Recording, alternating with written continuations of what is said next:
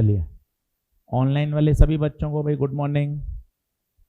चलिए, ऑफलाइन वाले बच्चों को भी गुड मॉर्निंग।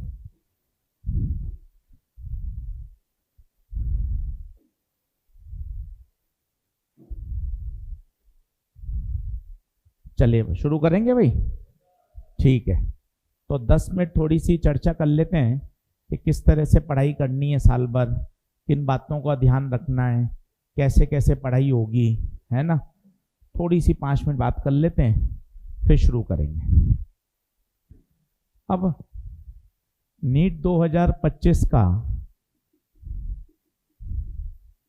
पेपर का लेवल आपने देख ही लिया, है ना।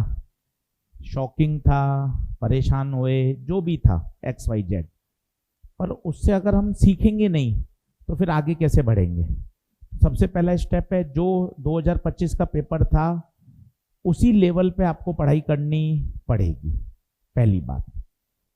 अच्छा, फिजिक्स नहीं बदलेगी, बायो-सवर्ट लॉ पहले जो था वो भी अभी रहेगा, गॉस लॉ भी वही रहेगा। बस आपको क्या करने पड़ेंगे, कॉन्सेप्ट और न्यूमेरिकल की अप्रोच को और अच्छा करना पड़ेगा, है ना। तो आप ये मत सोचिए कि कोई नोट्स में या कोई कॉन्सेप्ट में या कोई लॉ में कोई बहुत बड़ा चेंज आएगा, नहीं। लॉज में कोई चेंज नहीं है किसी भी तरह का। आपको क्या करना है, थोड़ा सा अपना माइंडसेट बदलना पड़ेगा। माइंडसेट क्या था, 2020, 21, 22, 23, 24, ये ऐसे जब नीट के पेपर हुए तो धीरे धीरे बच्चों को लगने लग गया, अरे यार पेपर तो फॉर्मूला बेस आ रहा है। बिल्कुल, फिजिक्स का पेपर इतना आसान आ रहा था, 720, 720, 700, 720, पूरे में से पूरे नंबर आ रहे। तो आप लोगों का माइंडसेट हो गया। प्लस यहां जब देखें तो 640, 645 कट ऑफ गई थी। तो जो बच्चे तैयारी कर रहे थे लास्ट ईयर, उनके दिमाग में सेट था 640 से नंबर कम पे काम चलेगा ही नहीं। उनको एक ही चीज सिखाई साल भर, पूरा पेपर करो, पूरा पेपर करो। कारण, क्योंकि उनको पता था यार 645 पर भी मेडिकल कॉलेज मिला ही नहीं। पर पेपर आया 2025 का बिल्कुल अजीबोगरीब, बच्चा पैनिक हो गया। आप सबने पेपर दिया, आपको पता है कि बायो होना चाहिए 40-45 मिनट में, 50 मिनट में, बायो में बच्चों को लग गया 1.25 घंटा, केमिस्ट्री में इतना समय लग गया। इतना ज्यादा समय खर्च होने के बाद बच्चा हो गया पैनिक। कारण, हमने साल भर कैसी तैयारी करी, यार क्वेश्चन फटाफट फटाफट होने चाहिए, छोटा सवाल आता है, छोटा सवाल आता है। ये देखिए, आपकी भी गलती नहीं है, किसी की गलती नहीं है। 5 साल से ट्रैक रिकॉर्ड क्या था, छोटा सवाल, सरल सवाल, फटाफट करो, फटाफट करो। पर पेपर का पैटर्न बिल्कुल चेंज था। फिर भी बच्चे कैसे निकले, कारण क्या है, जो बच्चों ने वहां पर पैनिक नहीं किया। पैनिक हो गए इतने अच्छे अच्छे बच्चे जिनके साल भर 690, 700, 705, 710, वो वहां 450 लेकर आए। कारण क्या है, पैनिक हो गए। अब हमें क्या सीखना है वो देखिए। अगर मैं इसी का एक दूसरा पहलू बताऊं, हम तो नीट की तैयारी कर रहे हैं, दूसरा पेपर आप सभी को पता है, एक होता है IIT JEE का। आपके छोटे भाई बहन, बड़े घर में कोई या हॉस्टल में, आप धीरे धीरे आप पता कर लोगे। हम तो बायो की तैयारी कर रहे हैं, एक मैथ्स की जो बच्चे तैयारी करते हैं वो IIT की एग्जाम की प्रिपरेशन करते हैं। भाई इसका 25 साल का रिकॉर्ड या 50 साल का रिकॉर्ड पता है क्या है, हर बच्चे को पता है पेपर कॉपी में से नहीं आएगा। हम लोगों का माइंडसेट क्या है, नोट्स पढ़ लो, नोट्स पढ़ लो, 2 बार नोट्स पढ़ लो, 3 बार पढ़ लो, नोट्स याद कर लो। इस बच्चे का माइंडसेट पहले से तय है, ना टीचर की कॉपी में से आएगा, ना मेरे इंस्टीट्यूट के मटेरियल में से आएगा। वहां जो क्वेश्चन आएगा वो बिल्कुल नया आएगा, नया। आप बात कर लीजिएगा किसी से भी, सबको पता है। बच्चा 11वीं से पढ़ाई करता है, उसको पता है सर जो पढ़ा रहे हैं, सर कॉन्सेप्ट सिखा रहे हैं, सवाल तो कुछ भी आ सकता है। हम लोगों का माइंडसेट क्या है, जो कॉपी में लिखा दिया इसी को 3-3 बार रटना है। माइंडसेट में अंतर है। सिलेबस इनका भी वही है, एनसीईआरटी सिलेबस सेम ही है। यहां इनका क्या माइंडसेट है, अपने तो गॉस लॉ सीखना है, गॉस लॉ के 50 सवाल करने हैं और दिमाग को धीरे धीरे बिल्ट करना है। वहां कोई भी सवाल आएगा बच्चा करता है, रैंक आती है, सिलेक्शन होता है, हर बार जाते हैं बच्चे। यहां का कट ऑफ पता करोगे, आज गूगल में जाके सर्च करना, कितना परसेंट, 35 से 40%। 35% 40% वाले को आईआईटी कॉलेज मिल जाता है। इनको क्या पता है, हमें भैया पूरा पेपर के पीछे भागना नहीं है, हमें राउंड में पेपर करने। राउंड 1 जो समझ में आ रहा है, राउंड 2 फिर वापस किया, कुछ नया कुछ ऐसा अजीबोगरीब लग रहा है उसको छोड़ा भी जा सकता है। हमारा माइंडसेट क्या था, पूरा करना है, पूरा करना है। आप समझ रहे हैं, दोनों माइंडसेट में अंतर है।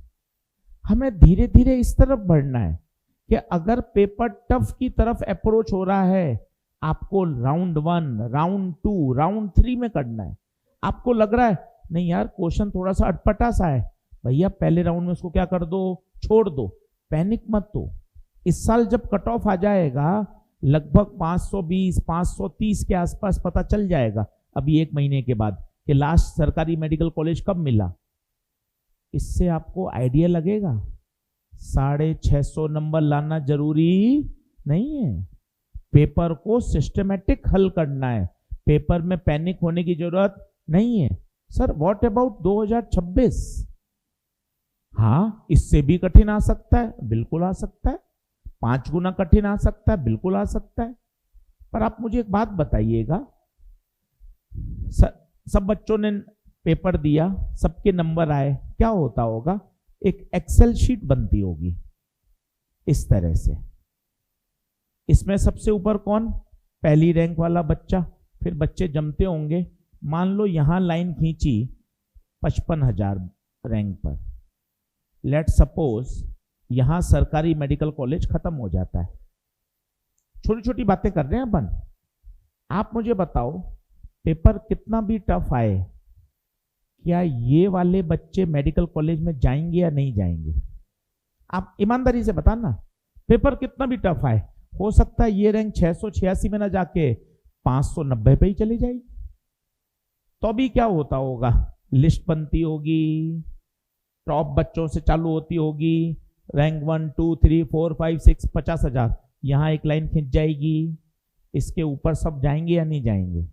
पेपर कितना भी टफ आए, मतलब क्या है, हमें तो अपने आप को इन नंबर में मेहनत करनी है। आप ये माइंडसेट हटा दीजिए ना, पेपर सरल आएगा कठिन आएगा, ऐसा ही और कठिन आ गया तो मेरा क्या होगा। अरे कुछ भी नहीं, अगर पेपर कठिन है सभी के लिए कठिन है। इस साल क्या मेडिकल कॉलेज भरेंगे या खाली रहेंगे? सब बच्चे जा रहे हैं ना भाई, इसका मतलब कठिन सरल कुछ नहीं है। अपन को तो टॉप इस लिस्ट में हमेशा बने रहना है, और इसके लिए एक ही चीज करनी पड़ेगी, प्रैक्टिस, क्वेश्चन की प्रैक्टिस, कॉन्सेप्ट सीखने पड़ेंगे। माइंडसेट बदल दीजिए, यही कॉपी पढ़ूंगा 5 बार ना, कॉपी पढ़कर कॉन्सेप्ट सीखूंगा और ज्यादा से ज्यादा क्या करूंगा, सवाल। सर आप क्या हमारे लिए बेनिफिट, क्या फायदा करोगे, साल भर हम आपके साथ रहेंगे। मैं क्या करूंगा, मेरे पास ये एक बहुत बड़ा टूल है, ये बहुत बड़ा टूल है। ये पता है क्या करेगा, हर पेपर में मैं आपके साथ एक्सपेरिमेंट, कभी पेपर टफ, कभी ज्यादा कैलकुलेटिव, कभी लेंदी, कभी बहुत आसान, कभी पेपर का लेवल बहुत ज्यादा अच्छा, हर पेपर आपको अलग अलग पैटर्न का मिलेगा, जिससे आपका माइंडसेट धीरे धीरे क्या होगा, डेवलप होगा। कई पेपर ऐसे आएंगे जो बिल्कुल बेसिक फॉर्मूला बेस हैं, आपको लगेगा अच्छा हाँ यार इसमें ज्यादा से ज्यादा स्कोर करना है। कई आएगा पेपर मॉडरेट जिसमें कैलकुलेशन उलझने वाली है, आपको सेलेक्टिव होना पड़ेगा, नहीं यार जो कैलकुलेशन उलझ रही है इसको राउंड 1 में छोड़ो, इसमें कब करेंगे, राउंड 2 में करेंगे, राउंड 3 में करेंगे। ये आपको सिखाएगा। खूब प्रैक्टिस करेंगे और हर माइनर टेस्ट को एक अलग लेवल पे ले जाएंगे। जितना अच्छा पेपर देंगे उतनी तैयारी धीरे धीरे बढ़िया होती जाएगी। क्या ये बात समझ में आ रही है? इन शॉर्ट पिछले 15 मिनट का कंक्लूजन क्या है? कंक्लूजन सीधा सीधा है, पढ़ाई करनी है। पढ़ाई करने वाला बच्चा, मेहनत करने वाला बच्चा हर समय इस लिस्ट में बना रहेगा। कल को पेपर 2 गुना कठिन आता है, कोई टेंशन वाली बात नहीं है। अपन को तो कॉन्सेप्ट सीखने, न्यूमेरिकल करने और दिमाग से हटा देना है। ये कॉपी पढ़ लो, इससे काम हो जाएगा। अब ऐसा कुछ भी नहीं है। क्या ये बात ओके? चलिए अब आगे फिजिक्स को कैसे पढ़ेंगे वो मैं आपको थोड़ा सा एक्सप्लेन करता हूं। चलिए, अब फिजिक्स में 2 पार्ट हैं, क्लास 11th और क्लास 12th। इस साल का अगर आप वेटेज देखें, क्लास 11th और क्लास 12th, भाई साहब एग्जैक्ट बराबर था। यहां 23, यहां 22, बराबर 23 तो होंगे नहीं, 46 हो जाएगा, तो 22-23 ही रहेगा। इसका मतलब 11वीं 50% और 12वीं भी 50। ये पैटर्न चला गया कोविड से पहले। कोविड के बाद से 12 60% आती थी, 11 40 आती थी। ये 2014, 2015, 2016, 17 एग्जैक्ट बराबर। तो पहली सोच, कोई कम या कोई ज्यादा नहीं है, बराबर बराबर की लड़ाई अपन को लड़नी पड़ेगी। एक एक छोटी बात समझिए, ऐसा नहीं है हाँ 12th आपको ज्यादा अच्छी आती है क्योंकि आपने बोर्ड दिया है तो थोड़ा सा आपको 12th के टॉपिक ज्यादा अच्छे आते हैं, पर भैया 11th भी उतनी मेहनत करनी है जितना 12th। तो पहला वेटेज जितना 11वीं का है उतना ही 12वीं का है। अब 12वीं में सर क्या शुरू करोगे? 12वीं में अपन शुरू कर रहे हैं भाई, सबसे पहले जो सबसे कठिन टॉपिक है जिसमें हम परेशान होते हैं वो है ऑप्टिक्स। अब पढ़ना कैसे है? 2 कॉपी बनानी है। एक तो बनानी है क्लास नोट्स की कॉपी और एक बनानी है रफ कॉपी। भाई साहब सिलेक्शन छुपा हुआ है किसमें? रफ कॉपी में। क्लास नोट्स की कॉपी जो आप अभी लेकर आए हो, इसी में सारे नोट्स लिखने हैं। छोटे बच्चे वाला काम नहीं करना, पहले यहां फेयर करेंगे, रफ करेंगे, घर जाके फेयर करेंगे ना। जो यहां लिख दिया वो आपकी इस कॉपी में होना चाहिए, बात खत्म। घर जाके फेयर वेयर कुछ नहीं है। जो आपने यहां मैंने बोर्ड पे लिखा व्हाइट बोर्ड पर, वो आपको अपने क्लास नोट्स की कॉपी में लिखना है। मेन खेल है रफ कॉपी का। इसमें मॉड्यूल भी सॉल्व होंगे, इसमें डीपीपी भी सॉल्व होगी, इसमें माइनर टेस्ट भी सॉल्व होगा, इसमें क्लास नोट्स के रिवीजन करना होगा तो होगा, फॉर्मूले लिख लिख के याद करने तो होगा। सारा कुछ काटा कूटा किसमें होगा? रफ कॉपी में। आप यकीन मानिए रफ कॉपी आपकी बढ़ती रहेगी, आपकी सिलेक्शन की प्रोबेबिलिटी बढ़ती जाएगी। कुछ दिन सही है, सेटअप है। एक बार ऑनलाइन वाले बच्चे थम्स अप कर दें भाई, ऑडियो वीडियो क्लियर हो तो एक बार थम्स अप कर दें। सब ओके है क्या? बहुत बढ़िया, बहुत बढ़िया। आवाज क्लियर? क्लियर है सेटअप सब कुछ? चलो बहुत बढ़िया, ठीक। सभी बच्चों के थम्स अप आ गए हैं, बीच बीच में सबके नाम लूंगा, ठीक है। सुनाई दे रहा है साहब? बहुत बढ़िया, बहुत बढ़िया। चलिए गुड, ठीक है। आप यहीं बैठोगे? ठीक है। तो फिर बात करें रफ कॉपी। भैया रफ कॉपी सबसे मेन इंपॉर्टेंट है। आप यकीन मानना 12 मई को बैच चल रहा है, 19 इतने बैच ऑलरेडी शुरू हो चुके हैं। सबको समझाया, अभी 2 दिन पहले रफ कॉपी मंगाई। 50 बच्चे आउट ऑफ 200, 50 बच्चे भी नहीं थे जिनकी रफ कॉपी मेंटेन थी। स्टार्टिंग में बोलना बहुत सही है, हाँ पढ़ेंगे पढ़ेंगे पढ़ेंगे, 10 दिन 12 दिन, उनकी मैंने 1.5 महीने बाद मंगाई। सब बच्चों के स्टार्टिंग के 10 पेज तो भरे हुए थे, उसके बाद धीरे धीरे धीरे कम होते गए। कुछ ही बच्चे ऐसे थे, केवल 40 से 50 बच्चे जिनकी एक कॉपी लगभग लगभग भर गई ऑप्टिक्स से। तो आप ये सोचिएगा इस बात को, सारा खेल इसी का है। जितनी आप प्रैक्टिस करोगे उतना ही फायदा होगा। हम स्नेल लॉ सिखा सकते हैं, ओम्स लॉ सिखा सकते हैं, ओम्स लॉ पे 5 क्वेश्चन करा सकते हैं, पर ओम्स लॉ पे 20 क्वेश्चन आपको घर पे करने हैं। अगर मैं यहां 20 क्वेश्चन कराने लग जाऊंगा तो कोर्स 3 साल में होगा, 8 महीने में नहीं होगा। सर ये क्या बोला आपने, 8 महीने? हम तो सोच रहे हैं 1 साल बचा हुआ है। आप गलत फहमी में हैं, 1 साल है कहां, आओ गिन लेते हैं आपके सामने। जून के 8-10 दिन बचे हैं, इसको भी छोड़ देते हैं। जुलाई, अगस्त, सितंबर, अक्टूबर, नवंबर, दिसंबर, जनवरी, फरवरी। हाँ फरवरी, 28 फरवरी तक तो सिलेबस पूरा हो जाएगा। कितने महीने? 8 महीने हैं। मार्च अप्रैल चलेगा केवल और केवल revision, major test, semi major test, doubt counter, one shot revision. मार्च अप्रैल को काउंट मत करो, अपना टारगेट क्या रखो, 28 फरवरी। 8 महीने हैं, सिलेबस कितने साल का है? 2 साल। तो टीचर थोड़ा तेज भागेगा बीच बीच में, तो आपको समझना चाहिए। अभी मैं बहुत आराम से पढ़ाऊं, 2 महीने 3 महीने आपको खुश कर दूं, और फिर क्या होगा, बाद में अगले 5 महीने बहुत तेज भागना पड़ेगा। इससे ज्यादा अच्छी समझदारी तो क्या है सर, पहले 5 दिन बाद ही थोड़ा थोड़ा पेस क्या कर दो, मेंटेन करो। समस्या है सर 8 महीने में सिलेबस कैसे होगा, उसकी आप चिंता मत करो। पिछले 20 साल से हम लोग यही कर रहे हैं, तो इसमें कोई दिक्कत वाली बात नहीं है। आपको क्या साथ देना है, थोड़ा लिखने में स्पीड बढ़ानी है। जब हम लिख रहे हैं तब भी आपको लिखना है साथ साथ, छोटे बच्चों वाला नहीं। पहले मैं लिखूंगा, फिर आप देखोगे, फिर आप लिखोगे, फिर मैं आपको देखूंगा, फिर हम दोनों एक दूसरे को देखेंगे। ऐसा करेंगे तो सिलेबस नहीं होगा। आपको थोड़ा सा मैच्योर होना पड़ेगा।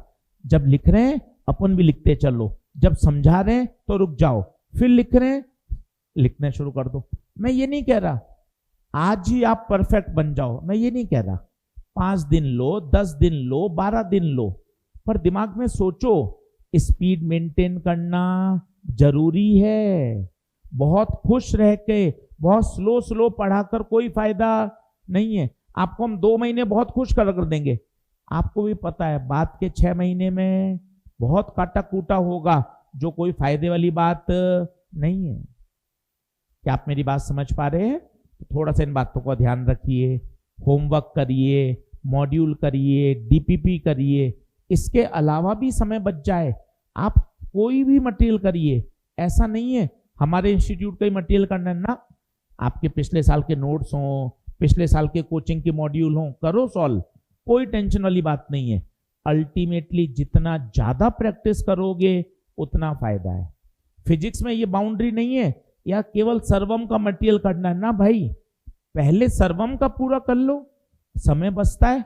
आपके पास जो भी XYZ इंस्टीट्यूट का मटेरियल है, पुराने नोट्स पढ़े, मॉड्यूल पढ़े, आप दबा के करिए, कोई दिक्कत वाली बात नहीं है, हम बताएंगे डाउट। पर आप ये दिमाग में सेट कर लीजिए, कॉपी बार बार पढ़ने से काम नहीं चलेगा। कम से कम फिजिक्स में तो क्या लगाने पड़ेंगे, सवाल। क्या ये बात समझ में आ रही है? क्या आगे बढ़ें क्या? चलिए, तो कितनी कॉपी मेंटेन करेंगे? एक क्लास नोट्स और एक सिलेक्शन। कौन?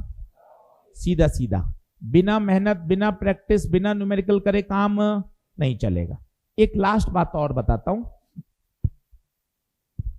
ये फिगर, किसी भी चैप्टर को कठिन या सरल मत बोलिए, अपने दिमाग को केवल एक बात बोलिए, मुझे उस चैप्टर के कितने न्यूमेरिकल करने हैं? 100 करने के बाद सोचूंगा ये चैप्टर आसान है, कठिन है, पढ़ना है या छोड़ना है। 100 से पहले दिमाग को कुछ नहीं बोलूंगा, चाहे रोटेशनल मोशन हो जाए, चाहे फ्लूइड हो जाए, चाहे मॉडर्न फिजिक्स हो जाए। दिमाग में सेट कर लीजिए। रफ कॉपी में, क्लास नोट्स में जब तक मेरे 100 न्यूमेरिकल नहीं हो जाएंगे तब तक मैं ये नहीं बोलूंगा कि मुझे आ रहा है या नहीं आ रहा है। जिस चैप्टर के आपने 100 न्यूमेरिकल कर लिए, चाहे वो आयनिक इक्विलिब्रियम हो, चाहे केमिकल काइनेटिक्स हो, चाहे रोटेशनल मोशन हो, 100 सवाल करने के बाद वो चैप्टर की अंडरस्टैंडिंग मेंटेन हो जाती है, आप उससे भागोगे नहीं। आप पता है क्या करोगे, फ्लूइड 2 दिन फ्लूइड पढ़ेंगे, 10-15 क्वेश्चन करेंगे, आप कहोगे मुझसे क्वेश्चन बन नहीं रहे, आप चैप्टर से भाग जाओगे। ये नहीं करना, ये दिमाग में बैठा लो अंदर तक। कोई भी चैप्टर हो, चाहे केमिस्ट्री का हो, चाहे फिजिक्स का हो, चाहे 11वीं का हो, चाहे 12वीं का हो, जब तक मैं अपने हाथ से रफ कॉपी में, क्लास नोट्स की कॉपी में, प्रैक्टिस में 100 क्वेश्चन नहीं करूंगा, तब तक उस चैप्टर का जजमेंट नहीं करूंगा। एक बार 100 हो जाने दो, काटा पीटी रिवीजन बार बार, एक बार 100 होने जरूरी है। जैसे 100 सवाल का बैरियर क्रॉस होता है ना, अपन को चीजें समझ में आने लग जाती हैं। हम क्या करते हैं, जल्दी डिसीजन ले लेते हैं, 2-3 दिन में चैप्टर कठिन है यार समझ नहीं आ रहा, 2 दिन में चैप्टर कठिन है समझ नहीं आ रहा। जबकि आपको करना क्या है, केवल एक रूल फॉलो करना है, चाहे आयनिक इक्विलिब्रियम हो, चाहे रोटेशनल हो, चाहे फ्लूइड हो, चाहे इलेक्ट्रोस्टैटिक हो। सर एक बार 10 दिन में मेरे कितने न्यूमेरिकल हो जाएं, 100। उसके बाद मैं बात करूंगा कि मुझे आगे क्या करना चाहिए। बताइए क्या ये बात ओके है क्या? इन सभी बातों को ध्यान रखेंगे, फिर पढ़ाई शुरू करते हैं। चलिए हेडिंग डालिए। 12th में सबसे पहले शुरू कर रहे हैं ऑप्टिक्स। हर साल इससे 4 क्वेश्चन पूछे जाते हैं। नीट 2025 में भी 4 क्वेश्चन पूछे गए थे। ऑप्टिक्स के 2 पार्ट हैं। पहला है रे ऑप्टिक्स, दूसरा है वेव ऑप्टिक्स। पहला है रे ऑप्टिक्स, दूसरा है वेव ऑप्टिक्स।